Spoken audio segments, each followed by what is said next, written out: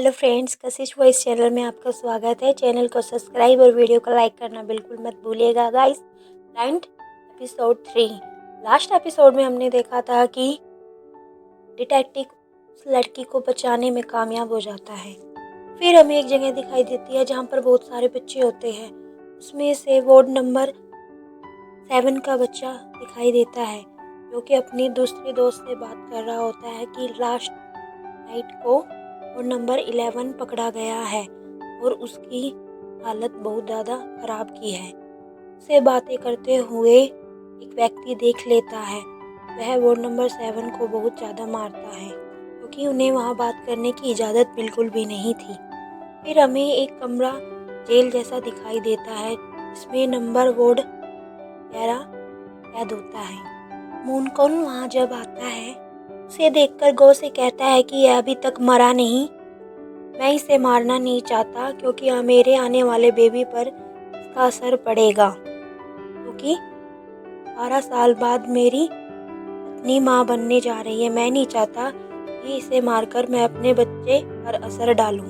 वो यह भी कहता है कि अगर हमने इसे जिंदा छोड़ दिया तो यह हमारे लिए मसले क्रिएट कर सकता है। मूनकॉन कहता है कि इसे वापस बच्चों के पास भेज दो। ये कहकर वह चला जाता है। अब हमें नज़र आता है कि वो नंबर 11 होश में होता है और वह उन दोनों की सारी बातें सुन लेता है। फिर वह उसे उन सभी बच्चों के साथ छोड़ देते हैं। सभी बच्चे वार्ड नंबर 11 को देखकर बहुत ज़्यादा खुश हो जाते हैं। तभी वहाँ पर बैठा एक बच्चा बोलता है कि क्या तुम्हें कोई ऐसा व्यक्ति मिला जो हमारी मदद कर सकता था वहाँ पर। तभी वार्ड नंबर 11 बोलता है कि एक व्यक्ति पुलिस वाला मुझे मिला था, लेकिन वो भी इन्हीं के साथ मिला हुआ है। ये सब बात सुनकर वह सारे बच्चे बहुत ही ज़्यादा उदास हो जाते हैं कि वह यहाँ से कभी बाहर नहीं निकल सकते। नंबर 11 कहता है कि परेशान मत हो, मुझे यहाँ से निकलने का रास्ता मिल चुका है। वह उनसे बोलता है कि ध्यान से सुनो, हमारी मदद कोई नहीं कर सकता, हमें खुद की मदद खुद ही करनी होगी। फिर हम प्रेजेंट में सुंजो को देखते हैं जो कि हॉस्पिटल में एडमिट होता है। उसके मॉम डैड उससे मिलने के लिए आते हैं और उसकी ऐसी कंडीशन में भी वह उसको सुनाना शुरू करते हैं। उसे बोलते हैं कि अगर तुम्हारा भाई होता तो वह ऐसी हरकत नहीं करता, पता नहीं और तुम कब सुधरोगे। उनकी बात सुनकर सुंजू उनसे बोलता है कि प्लीज़ आप यहाँ से जाइए, मैं बहुत ज़्यादा थक चुका हूँ। उनके जाने के बाद यूचू सुसू उनसे मिलने के लिए आती है। उसकी मुलाकात सुंजू से हो जाती है जो कि उसे बताता है कि वह उसका छोटा भाई है। सुंजू ये सुनकर हैरान हो जाती है। वह बोलती है कि तुम दोनों की शक्ल तो बिल्कुल भी नहीं मिलती। उसकी यह बात सुनकर सुंजू हंसना शुरू कर देता है। वह उसे बोलता है कि मैंने तुम्हें स्ट्रिक्ट वार्निंग दी थी कि तुम अपना ख्याल रखना, फिर तुम इन सब में कैसे फंस गई। उसकी नज़र उसकी गर्दन पर लगी चोट पर जाती है। वह अपना रुमाल उसे देता और बोलता है कि अपनी चोट में से निकलने वाले ब्लड को तुम साफ कर लो। फिर वह उसे बताता है कि सुंजुम का वार्ड 6 नंबर पर है। फिर वह उसका हाल पूछने के लिए उसके वार्ड में जाती है। तो वह सुंजू से पूछती है कि कैसे हो तुम। तो वह बोलते है कि मुझे क्या होना था, मैं तो बिल्कुल ठीक हूँ। उनके उसके लिए जूस लेकर आई होती है।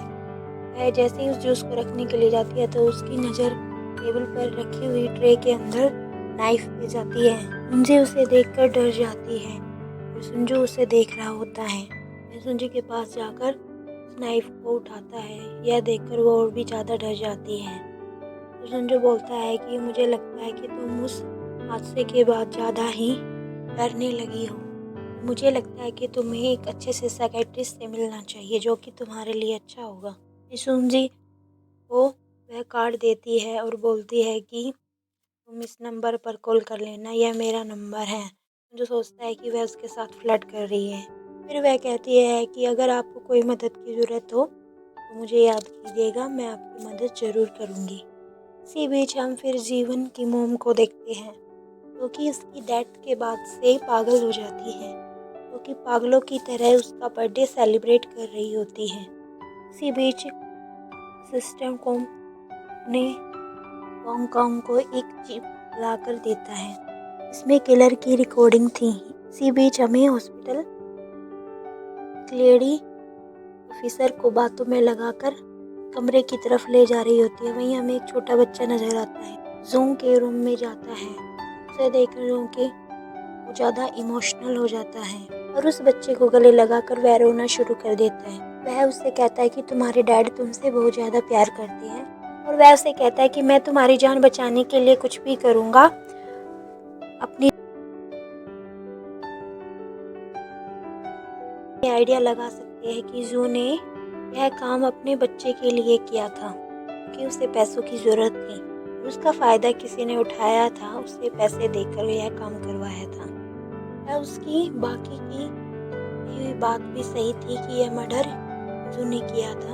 उनके के जाने के बाद सुनजो बताता है कि उसके पास सुनजो का एड्रेस कैसे आया। क्योंकि यह बात सुनकर सुनजो बहुत ज़्यादा शॉक हो जाता है कि यह सब प्लान कर गया। उसने जानबूझकर सुनजो पर अटैक किया था ताकि वह उस पेपर तक पहुंच सके जिस पर एड्रेस लिखा हुआ था।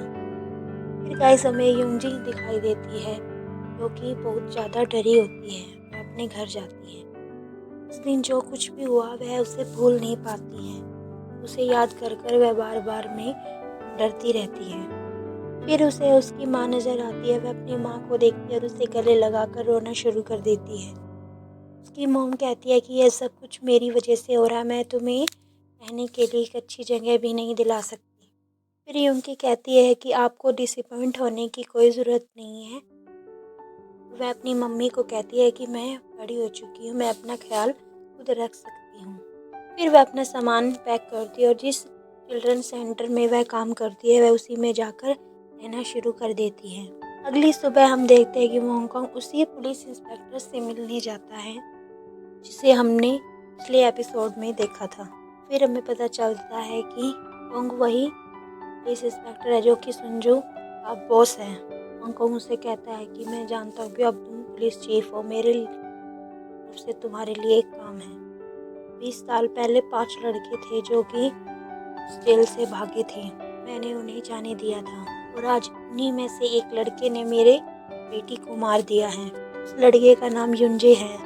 मैं ये चाहता हूँ कि तुम उसे ढूंढकर मेरे पास लेकर आओ। हांगकांग उसे कहता है कि तुम्हें कैसे पता कि तुम्हारी बेटी को उसी ने मारा है। हांगकांग उसको वह रिकॉर्डिंग सुनाता है जो कि हांगकांग ने उसे दी थी जिसमें किलर अपना नाम वोंग बताता है। वह बोलता है कि एक रिकॉर्डिंग के बेस पर तुम उस पर शक कैसे कर सकती हो। अब हांगकांग कहता है कि तुम्हें वो लड़की याद है जो वेलफेयर में आई थी। फिर हमें पहले की वीडियो दिखाई देती है। हमें एक लड़की दिखाई देती है जिसके साथ वोंग जबरदस्ती कर रहा होता है। फिर हम प्रेजेंट में देखते हैं कि वेलफेयर को बंद हुए 20 साल हो गए हैं। तुम मुझे अब ब्लैकमेल नहीं कर सकते हो उस बात को लेकर। मैं तुम्हारे लिए उस व्यक्ति की इंफॉर्मेशन कहाँ से लेकर आऊँ जिसका कोई रिकॉर्ड मेरे पास है ही नहीं। तुम जानते हो ना जो मेरी जान थी। वह उसे बोलता है कि मैं जानता हूँ कि तुम्हारी जान भी किस में कैद है। यह बात सुनकर वह डर जाता है। इसी बीच हमें एक व्यक्ति नजर आता है जिसने जीवन को मारा था। वह व्यक्ति विसल बजाता हुआ एक चिल्ड्रन स्कूल में जाता है, एक छोटी बच्ची को अपने पास बुलाता है। इसी बीच व्योम डरा हुआ भागा भागा वहाँ पर आ रहा होता है और अपने ग्रैंडसन विनियो को ढूंढने लगता है जो वहाँ नहीं होता है। फिर उसे वह बच्चा मिल जाता है जिसके पास खाने की चीज़ें होती हैं। वो मुझसे पूछता है कि तुम कहाँ थे, यह खाने की चीज़ तुम्हें किसने दी। फिर वह बच्चा बताता है कि यह सब मुझे एक जोकर मैन ने दिया है और उसमें वही चीज़ें होती है जो उस रात उसने उस बच्चे को खाने को दी थी। वो गुस्से से उन चीज़ों को फेंक देता है। व्योम उस बच्चे से पूछता है कि ये सब चीज़ें तुमने किसने दी। तो वह बच्चा बोलता है कि मुझे यह चीज़ें एक व्यक्ति ने दी जिसने जोकर का मास्क पहन रखा था।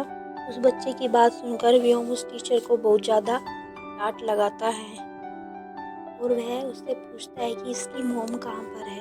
वीनू बच्चा उसे बताता है कि उसकी मॉम तो कई दिनों से वेकेशन पर गई हुई है। इसी बीच हम रुन्नू को देखते हैं जो कि एक एड्रेस लिस्ट को देख रहा होता है बहुत ही ज़्यादा गौर से। इसमें योंग हेजिन का नाम लिखा होता है। फिर हमें फ्लैशबैक की वीडियो दिखाई देती है। सॉन्ग जोंग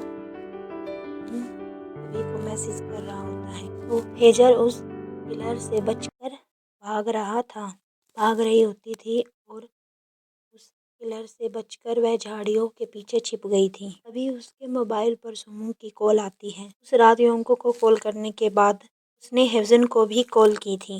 उस वक्त वह झाड़ के पीछे छुपी हुई थी और फ़ोन वाइब्रेट होने पर वह उससे थोड़ी ही दूर होती है और जैसे ही वह उस फ़ोन को उठाती है और उस मोबाइल को उठाने के चक्कर में जिसे वह अपनी जान बचाने का साधन समझ रही थी, वह उसकी मौत का कारण बन जाता है।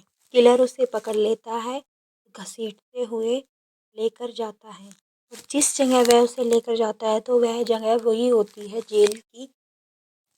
और वहाँ पर हमें बहुत सारी तस्वीरें लगी हुई दिखाई देती हैं स्टैचू के साथ। वह यह शो कर रहे होते हैं कि कौन से जेलर को कैसे मारना है। फिर वह लड़की बहुत ज़्यादा रो रही होती है और अपने डैड को याद करके रो रही होती है और बोलती है कि डैड प्लीज़ मुझे बचा लो। फिर हम प्रेजेंट में जुनू को देखते हैं। यहीं पर यह एपिसोड ख़त्म हो जाता है।